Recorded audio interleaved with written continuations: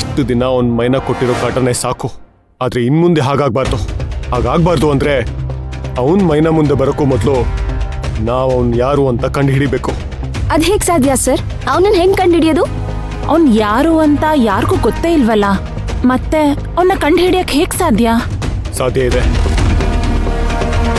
ಅವನ್ ಬರ್ದಿರೋ ಲೆಟ್ರಲ್ಲಿ ನಾನು ನಿನ್ ಸುತ್ತಮುತ್ತನೇ ಇದ್ದೀನಿ ಅಂತ ಬರ್ದಿದ್ದಾನೆ. ಅಂದ್ರೆ ನಮಗ್ ಗೊತ್ತಿರೋರಲ್ಲಿ ಯಾರೋ ಒಬ್ಬ ಆಗಿರ್ತಾನೆ.